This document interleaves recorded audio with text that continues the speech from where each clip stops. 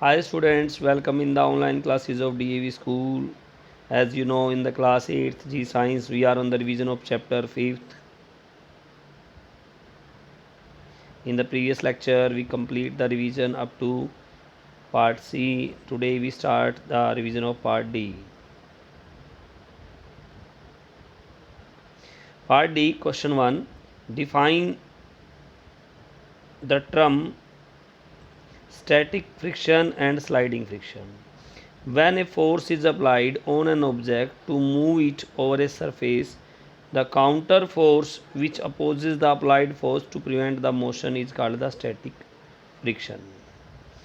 जब कोई force apply की जाती है किसी ऑब्जेक्ट पर, किसी सरफेस पर, उसको मूव करने के लिए जो अपोजिट फोर्स अप्लाई होती है उस फोर्स को क्या कहा जाता है स्टैटिक फ्रिक्शन कहलाता है.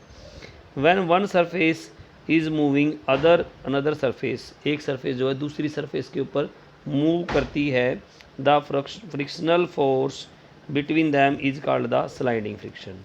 तब जो फ्रिक्शनल फोर्स होगी क्या कहलाएगी? स्लाइडिंग फ्रिक्शनल कहलाएगी.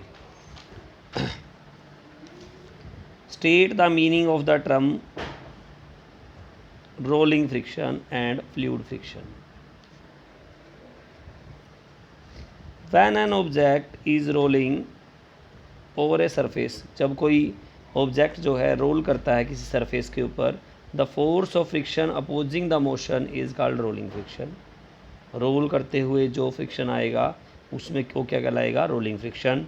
When an object is moving through fluid, the frictional force due to the fluid is called fluid friction.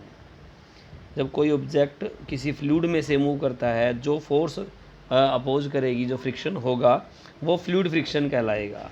State the likely cause of the friction. Friction के likely cause बताइए. The cause of frictions are. Frictions के क्या क्या cause होते हैं, कारण होते हैं?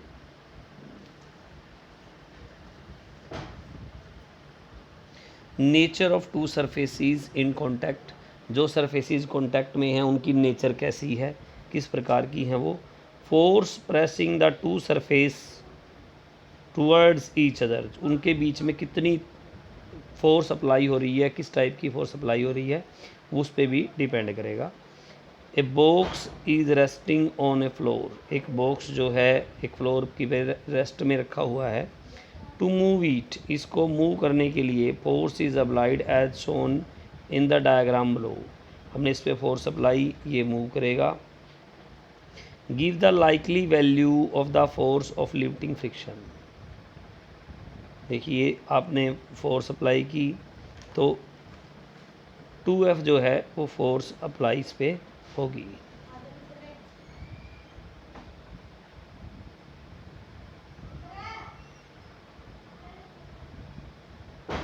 क्योंकि केवल 2F फोर्स करने अप्लाई होते ही ये चल पड़ा, और आगे अप्लाइड फोर्स है वो जस्ट बिगिनस हो चुका है स्लाइड में, तो 2F फोर्स आएगी.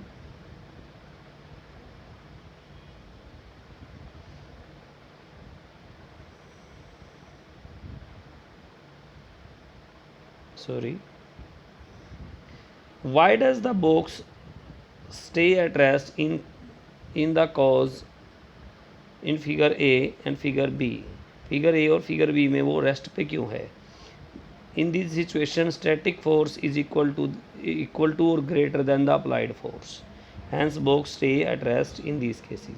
क्योंकि फिगर ए और फिगर बी में बॉक्स जो है एक जगह पे है, क्योंकि उस पर जो फोर्स अप्लाई हो रही है वो अप्लाइड फोर्स जो है वो स्टैटिक फोर्स यानी कि फ्रिक्शनल फोर्स के बराबर है या उससे ज़्यादा है. सॉरी, जो स्टैटिक फोर्स है वो इक्वल है या ज़्यादा है हमारी अप्लाइड फोर्स से, जो हम फोर्स लगा रहे हैं, इसलिए वो मूव नहीं कर रहा. Mark the direction of frictional force and mention the kind of frictional force that come into play in each case. Direction mark कीजिए फ्रिक्शनल फोर्स की और मेंशन कीजिए फ्रिक्शनल फोर्स को दैट कम टू प्ले दोनों सभी cases में. In all the cases direction of force applied toward right. Right की ओर डायरेक्शन अप्लाइड हो रही है.